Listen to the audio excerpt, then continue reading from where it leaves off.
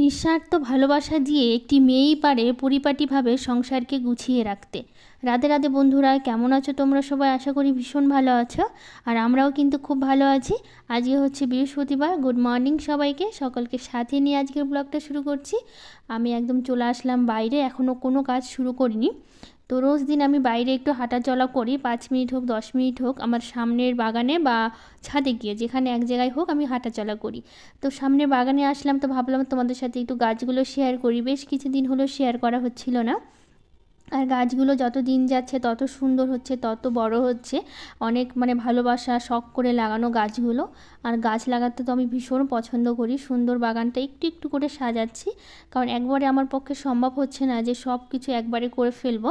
তো দেখো এই নীলকণ্ঠ গাছটা যে বড় হয়েছে সেটা দেখো, এখন দরজার বাইরের দিক দিয়ে এসে কত দূর চলে এসছে দেখো, আর গোটায় ঘিরে নিয়েছে। কত যে সুন্দর লাগছে কি বলবো তোমাদের সাথে। আর এখানে সামনেও তো কিছু ধুতরা গাছ, আর এই যে নয়নতারা গাছ লাগিয়েছি। গাছগুলো এখনও ছোট আছে, এখনও সেরকমভাবে বড় হয়নি। আর এই সিমের গাছটা দেখো, ওটাও কিন্তু টিনের ওই পারে চলে গেছে। যেরকম আমি ধুতরা গাছটা দেখালাম ঠিক সেম ওরকমভাবে।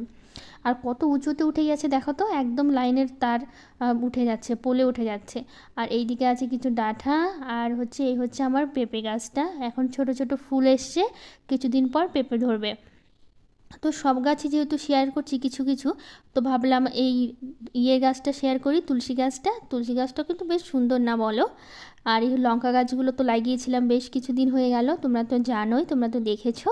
আর এখন গাছগুলো দেখো কত সুন্দর হচ্ছে, আর একটু একটু করে বড় হয়ে গেছে, এখন অনেকটাই বড় হয়েছে।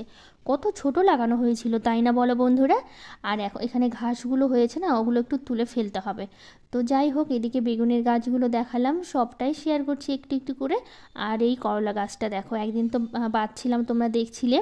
আর এখন একটা হচ্ছে বাঁশের যে কঞ্চিগুলো ওটা দিয়ে দিয়েছি, এখন ওটা দিয়ে জড়িয়ে একদম গাছটা আরও সুন্দর হচ্ছে। দেখো ফুল ফুটছে, আর ছোট ছোট দেখছি দুই একটা করলা ধরাও শুরু হয়ে গেছে এইটুকু গাছে, ভাবো।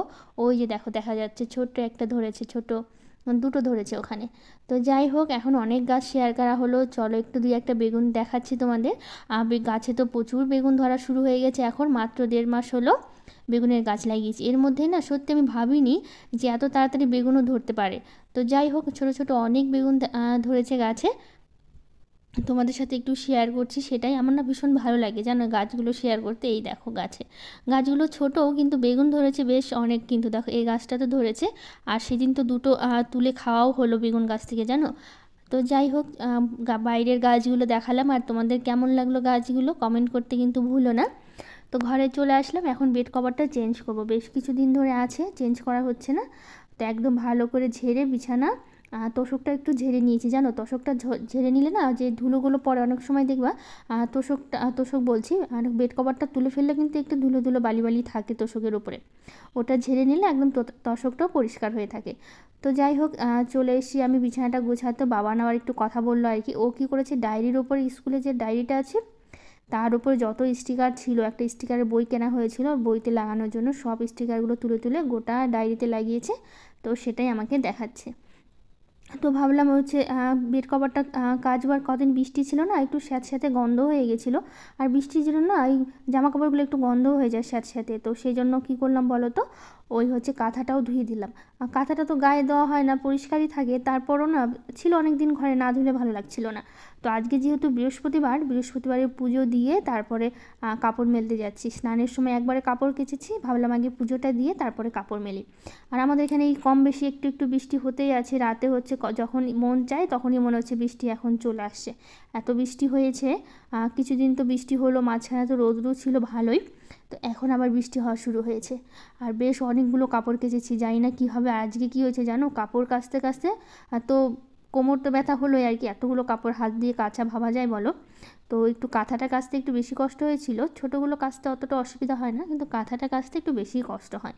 আর মশারিটাও ধুয়ে দিয়েছি, সব একদম ধুয়ে দিচ্ছি, যা যা ছিল বাড়িতে আর কি। বাড়িতে বলতে যেগুলো আর কি নোংরা হয়েছে আর কি সেগুলোই। আমি এবার কি বলছি দেখো, বাড়িতে যা যা, বাড়িতে তো অনেক কিছুই থাকে। তো যাই হোক, গামছাগুলো ধুয়ে দিয়েছি, যেগুলো রোজ দিন আমরা ব্যবহার করি আর কি। ওগুলো একটু ভালো করে ধুয়ে দিলে ভালোও লাগে, আর গন্ধটা হয়ে যায় একটু না। আর একটু গরম জলে দিয়েছি গামছাগুলো, একটু মাঝে মধ্যে গরম জলে দিলে না বেশ পরিষ্কার হয়। তো যাই হোক, এই মাছগুলো ছোটো মাছগুলো ছিল, সেটা কালকের তো তোমরা দেখেছো ব্লগে যে ছোটো মাছ এনেছিল, কিছুটা রেখে দিয়েছিলাম আর কিছুটা আছে। তো ওটাই কড়াইতে ভাজা ছিল, তো ওটা একটু গরম করে নিয়ে নামিয়ে নিলাম। এখন হচ্ছে জিরে ফোড়ন দিয়ে দিচ্ছি। আর মাছটা একটু চচ্চড়ি করব, আলু বেগুন আর হচ্ছে ছিল আর কি, কী বলে ওটাকে, নামটা ঠিক মনে পড়ছে না আমার, দেখেছো? তো যাই হোক, ওগুলো দিয়ে হচ্ছে একটু চচ্চড়ির মতো করছি। পেঁয়াজ দিয়েছি, লঙ্কা দিয়েছি, একটু ভাজা ভাজা করে নিয়ে একটু মশলা দিব এর মধ্যে। মশলা জিরের গুঁড়ো যে করে রেখেছিলাম না, সেই মশলাগুলো দিয়েই হচ্ছে একটু হচ্ছে ভাজা ভাজা করে নেব। তারপরে মাছগুলো দিলেই ব্যাস হয়ে যাবে। আর বাবান তো ওইদিকে পড়াশুনো করছে, বাবানের পাপা হচ্ছে পড়াচ্ছে বাবানকে। আর হচ্ছে বাবান তো সকালবেলা উঠেছে, মানে আমাদের সাথেই প্রায় ওঠে, কোনো দিন দেরি করে ওঠে বা কোনো দিন হচ্ছে একটু তাড়াতাড়ি উঠে যায়। আর সেটা জানি না কেন এখন কিছুদিন ধরে এরকম করছে, 5টা, যেরকম আমি 5টার দিকে ঘুম থেকে উঠি ওই টাইমে উঠে যাচ্ছে। এত সকালবেলা উঠে ওই কী করবে বলো তো তোমরা? তো সে, আমি যতই বলি একটু শুয়ে থাকো, ওর মানে আমি উঠে যাচ্ছি, ওর ঘুমও ভেঙে যাচ্ছে। আর একটু ওল এনেছিল কালকে, সেটা তোমাদের বলাই হয়নি। দেখো, একটু পাশে হচ্ছে ওল সেদ্ধ করতে দিয়েছিলাম, তো একটু ভাপিয়ে ফেলে দিলাম ওলটা আর কি। আর এদিকে চচ্চড়িটা আমার হয়ে গেছে, আর একটু করলেই হয়ে যাবে। তো ওইদিকে নামিয়ে নিলাম, এখন ওলটা করে নেব। আর বাবান তো সকালবেলা হচ্ছে হরলিক্স খেয়েছে, ও রোজ দিনই হরলিক্স খায় আর কি। যখন হরলিক্স থাকে না তখন ছাতু দিই, হরলিক্স আর একটু বিস্কুট দিলেই হয়ে যায়। আর আমাদের তো সকালে খাওয়া নেই, মানে খাওয়া নেই বলতে খাওয়া হয় না, কিন্তু এখন বাড়িতে আম আছে জানো বন্ধুরা, প্রচুর আম আছে। এখন তো আম প্রায় শেষের দিকে হয়ে গেল। একটা দাদার বাড়ি থেকে এর আগে আম দিয়েছে এতগুলো, তো এখন আমগুলো ভাবছি কখন মানে শেষ হবে কবে আর কি, এতগুলো আম দিয়েছে। ওদের বাড়িরই গাছের আমগুলো ছিল, তো সেই আমগুলোই খাওয়া হচ্ছে। সকালবেলা একটু আমি আম খেলাম আর কি, তো বাবানের পাপাও খেলো আম মুড়ি।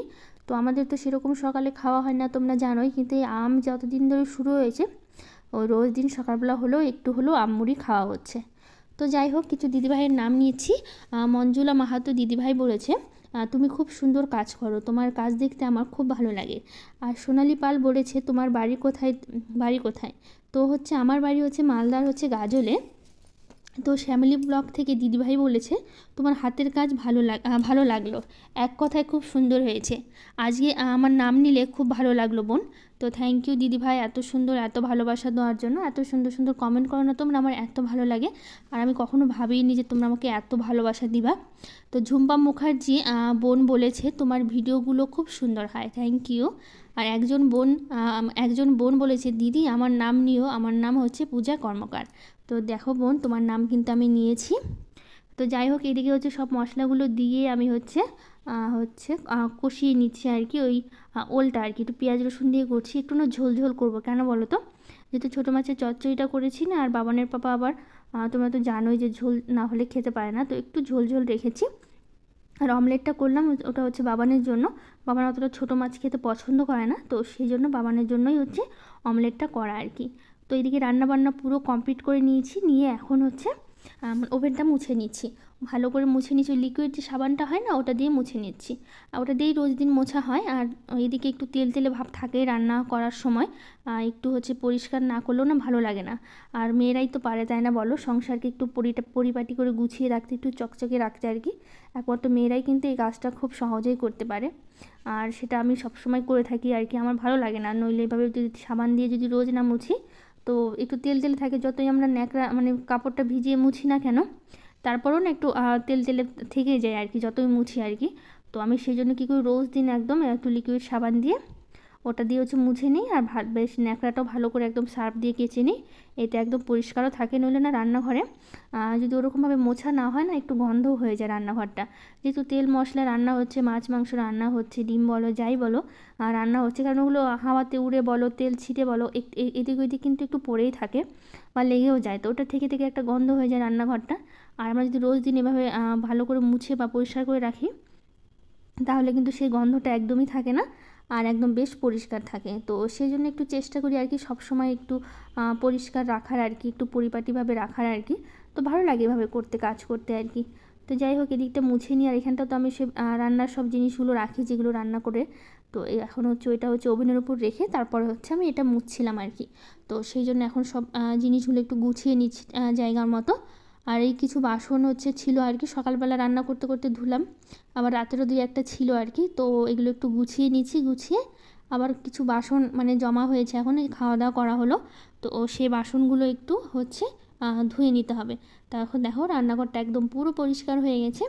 তো এই তো ওই দিকটা পরিষ্কার করার পর খাওয়া দাওয়া করা হলো তিনজনে একসাথে। আর আজকে যেহেতু বৃহস্পতিবার বাবানের স্কুল ছুটি আছে, ওর বৃহস্পতিবার রবিবার করে ছুটি থাকে, আর হচ্ছে রবিবার আর বৃহস্পতিবার ছুটি আর কি। তো এই দেখো বাসন আনতে আনতে বললাম না বৃষ্টির কথা, দেখো এই যে এইদিকে কতগুলো কাপড় কেচেছি, এখনও শুকায়নি, সেরকম রোদ ছিল না, একটু মেঘলা মেঘলাই ছিল সকাল থেকে ওয়েদারটা। আর এত বৃষ্টি শুরু হয়েছে তোমাদের কি বলবো, সেই সব কাপড় চোপড় আবার দৌড়ে গিয়ে এনে ভেতরেই মেলতে হলো। তো বৃষ্টি অনেকক্ষণই বৃষ্টি হয়েছে জানো, অনেকক্ষণ বৃষ্টি হওয়ার পর একটু থামলো যখন বৃষ্টিটা, তারপর আবার একটু রৌদ্র দিয়েছিল, তারপর তখন আবার কাপড়গুলো মেলে দিয়েছি।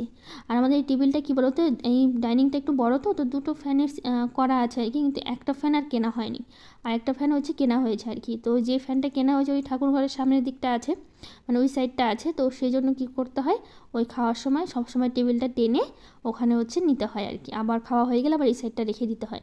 যতদিন এই সাইডটা ফ্যান লাগানো না হচ্ছে ততদিন এভাবেই চলতে হবে আর কি।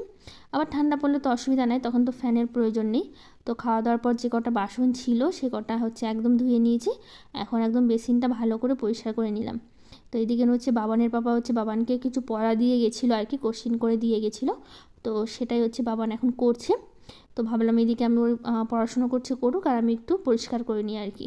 তো এই একটু ধুলো পড়েছিল, আর হচ্ছে বৃহস্পতিবার দিন হচ্ছে অতটা এগুলোর কাজ করতে হয় না, ঘর বাড়ি পরিষ্কার, তো হচ্ছে কিছু করার ছিল না আর কি, না করলেও হচ্ছিল না। তো ভাবলাম হচ্ছে একটু করেই ফেলি আর কি, ধুলোবাড়ির কাজ করাটা একদমই উচিত নয় আর কি, ঘর বাড়ি পরিষ্কার করা, মোছামুছি করা। তো মোছামুছি যেহেতু করিনি আজকে, তো শুধু এটা একটু পরিষ্কার করে শুধু হচ্ছে ঝাড় দিয়েছি আর কি। তো সকালবেলা তো পুজো টুজো সব হয়ে গেছে, আর সেরকম কাজ নেই। আর আজকে যদি স্কুল থাকতো বাবানের, তো আমাকে আবার আনতে যেতে হতো দুপুরবেলা, তো বাবান তো স্কুলে আনতেই যেতে হয় আমাকে। তো যাই হোক, আরও কিছু দিদিভাইয়ের হচ্ছে কমেন্টে রিপ্লাই দিচ্ছি। হ্যাপি হ্যাপি মন ডেইলি ব্লগ থেকে দিদিভাই বলেছে, তোমার ভিডিওগুলো সবই আমি দেখি, খুব কম সময়ে তুমি অনেক সুন্দর ভিডিও বানাও, আমার বেশ ভালো লাগে, থ্যাংক ইউ। আর এক বোন বলেছে আমরাও নিরামিষ খাই দিদি, ভাই আমার নামটা নিও স্মৃতি, তো শনিবারে হচ্ছে নিরামিষ খাও, আমরাও শনিবারে নিরামিষ খাই। তো রিন্টি হালদার বোন বলে দি তুমি বলেছিলে যে যদি কোনো দিন ভুল করি তাহলে বলতে, তাই বলছি দি কিছু মনে করো না, শনিবার আর মঙ্গলবার তেতো খাবে না, রাধে রাধে। তো রাধে রাধে বোন, তো হচ্ছে তুমি বলেছো এটা আমার ভীষণ ভালো লেগেছে, আমার ভুল হতেই পারে, আর আমি হচ্ছে সত্যি জানতাম না, আর জানলে হয়তো অবশ্যই খেতাম না, আর অবশ্যই আমার ভুল হতেই পারে। তুমি বলে দিয়েছি, এটা আমার ভীষণ ভালো লেগেছে, আমি চাই আমি যেই ভুলটাই করি না কেন, তুমি কেন সবাই আমার সেই ভুলটা ধরিয়ে দাও, আমার ভীষণ ভালো লাগবে যদি আমার ভুলগুলো তুমি ধরিয়ে দাও আর কি। তো যাই হোক বোন, অনেক অনেক ধন্যবাদ তুমি বলার জন্য আর কি। তো অঙ্কনা লাইভ ব্লগ থেকে বোন বলেছে খুব সুন্দর করে তুমি সংসারটা সাজিয়েছো, গাছগুলো কি সুন্দর হয়েছে গো, খুব ভালো হয়েছে, তুমি এসো আমার ঘরে, অবশ্যই যাব। তো তোমাদেরকেও আমার তরফ থেকে অনেক অনেক ভালোবাসা, এত সুন্দর সুন্দর কমেন্ট করার জন্য, এত ভালোবাসা দেওয়ার জন্য। তো দেখো তোমাদের কমেন্ট পড়তে পড়তে, তোমাদের সাথে গল্প করতে করতে আমার কত কাজ হয়ে গেল।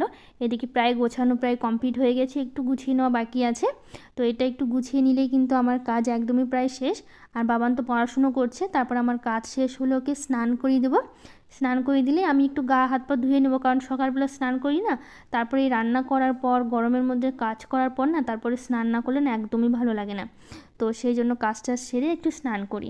তো আরও কমেন্ট করেছে Ranjita Sah, Rupal Das, Rasmita Sah, Jhunu cooking, Ranjita Roy, Menka blog, Rupali official, my simple lifestyle, Kumkum.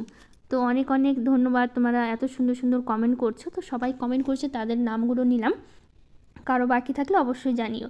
তো আজকের ব্লগটা এখানে শেষ করবো, ভালো লাগলে একটা লাইক শেয়ার কমেন্ট করে দিও, আর আমার চ্যানেলটাকে সাবস্ক্রাইব করে দিও।